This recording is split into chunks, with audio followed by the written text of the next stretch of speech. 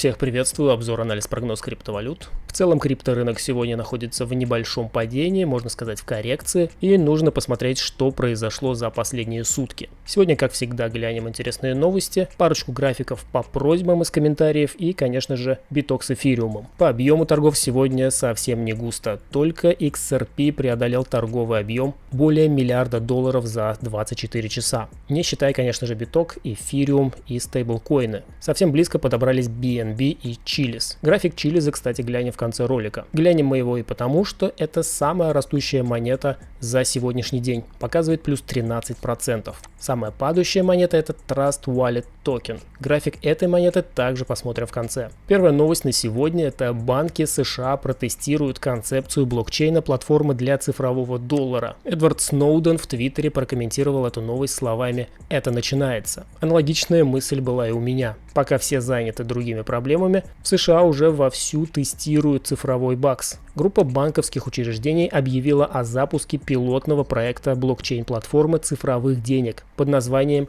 «Сеть регулируемой ответственности». В тестировании примут участие крупнейшие банки и платежные системы, такие как Citibank, MasterCard, US Bank, Wells Fargo и другие. В ходе 12-недельной проверки концепции будет протестирована версия дизайна, которая работает исключительно в долларах США, где коммерческие банки выпускают самодельные цифровые деньги или токены, предоставляющие депозиты своих клиентов, и осуществляют расчеты с помощью имитированных резервов Центрального банка на общей мультиплатформе. Говорится в совместном заявлении участников тестирования. Проект будет опираться на существующую нормативную правовую базу, в том числе на соблюдение мер по борьбе с отмыванием денег и требованиям к обработке депозитных платежей. Также стоит учесть, что концепция не исключает расширение на мультивалютные операции и другие цифровые активы вроде стейблкоинов. Также хочу порекомендовать вам отличную криптобиржу BinX. У нее сингапурская юрисдикция и нет обязательного прохождения KYC, то есть не нужно подтверждать свою личность документами, что особенно важно для трейдеров из России и Беларуси. Санкции там вас не достанут. Кроме спотовой и фьючерсной торговли криптовалютами с плечом до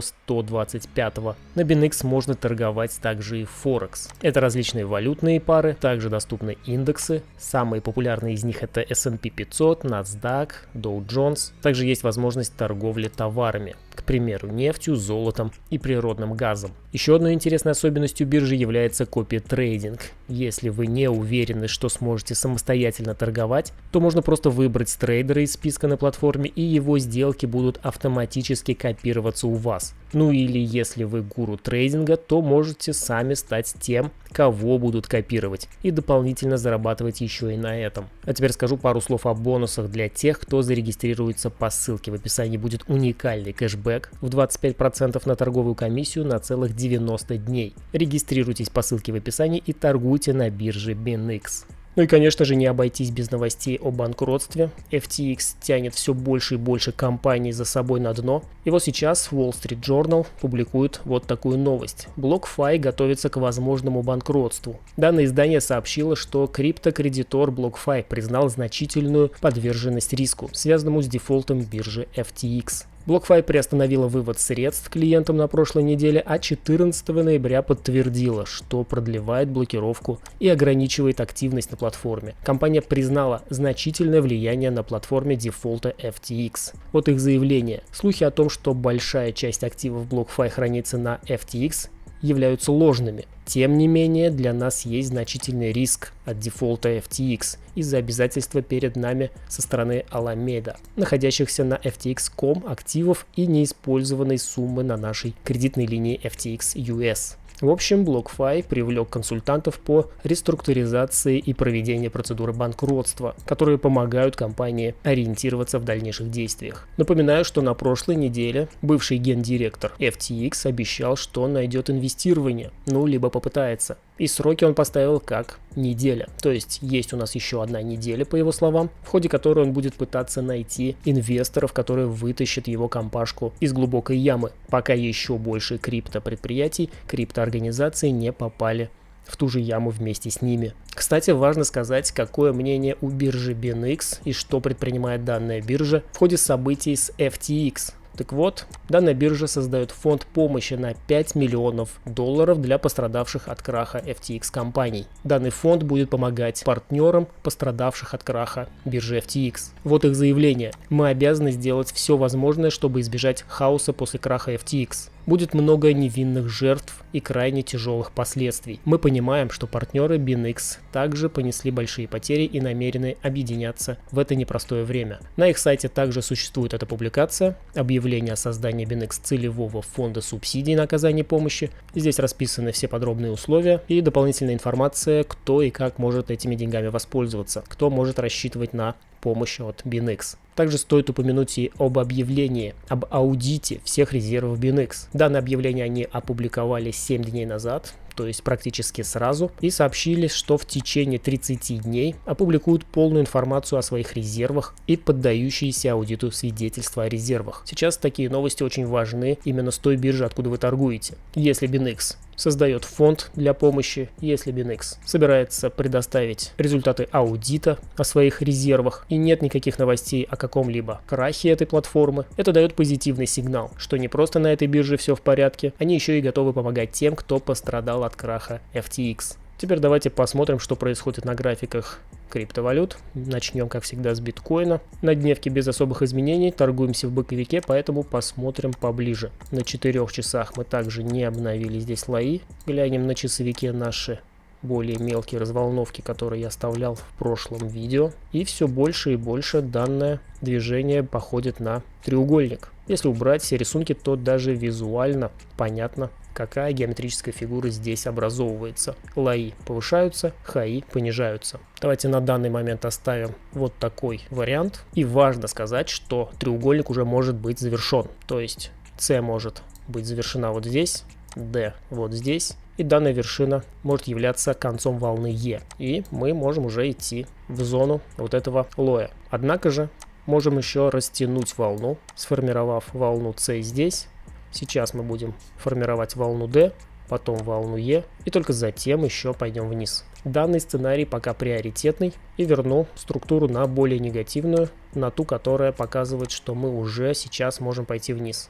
Локально на часовике пока просматривается вот такой вариант движения на биткоине. После того, как мы сходим вниз, и если мы сходим вниз, приоритетное движение здесь будет на разворот и поход наверх. На эфириуме здесь аналогичная ситуация, точно такой же треугольник формируется на данной криптовалюте, поэтому здесь разволновывать не будем. Все, что сказано по биткоину, справедливо и для эфириума. Единственное, можно, конечно, посмотреть на более старших таймфреймах. Здесь у нас просто для напоминания, дно мы не пробили, и вполне вероятно после разворота может формироваться волна 3. Теперь посмотрим индекс доллара.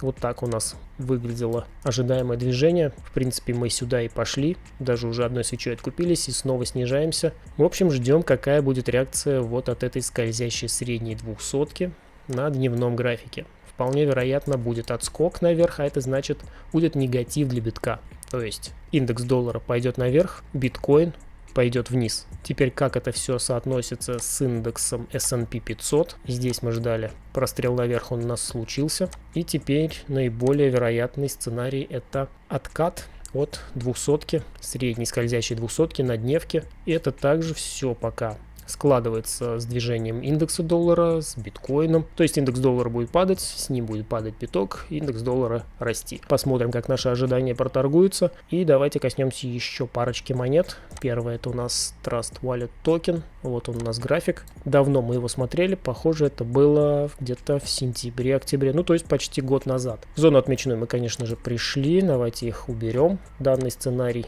сбылся. Однако не вот этим прострелом, а вполне вероятно вот здесь была завершена четверка, и вот это была укороченная пятерка, как раз таки, которая дошла до уровня предыдущего пика, то есть третьей волны. Теперь это можно убрать, отработало, и давайте посмотрим, что это такое у нас здесь формируется на графике. Если перейти на 4 часа, здесь явно виден большой рост объемов, коррекционный поход вниз с падением объемов. На данный момент просматривается вот такая структура, как 1-2, данный рост в волне 3 и коррекция в волне 4, и после этого будет еще один рост в волну 5 на предыдущей максимум. Критическая зона снижения у нас предположительно находится на уровне 1.22. Это пик предполагаемой волны 1, и поэтому снижаться можно вплоть до этих значений. Однако же есть зона оптимальная для разворота, и она находится между значениями 2.03 и 1.58. В данную зону мы уже пришли. Судя по всему, четверка еще не завершилась,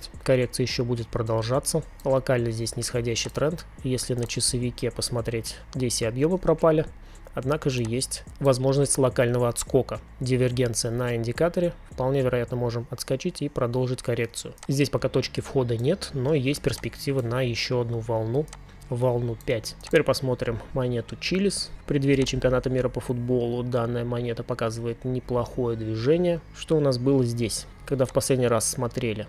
Была вероятность похода отсюда наверх, как раз таки в отмеченную зону. Сюда мы исходили, поэтому данные все стрелочки удаляем. Уровень, где должен был установлен быть стоп-лосс, также удаляем. Если у нас пятерка отработала, то это у нас завершенный импульс. 1, 2, 3, 4, 5. Давайте это тоже пока уберем, так как, возможно, движение завершилось. Если же движение завершилось в импульсе, то логично предположить коррекцию вниз. Движение вниз очень сильно похоже на импульс. Наверх далее трехволновое движение, очень похожее на зигзаг, на коррекцию. А это значит, что вполне вероятно мы сходим еще раз вниз по данной монете, отрисуя вот такой зигзаг, и потом уже можно поискать разворот, признаки разворота, для того, чтобы входить на дальнейший рост этой монеты. Давайте глянем часовик, что здесь у нас происходит.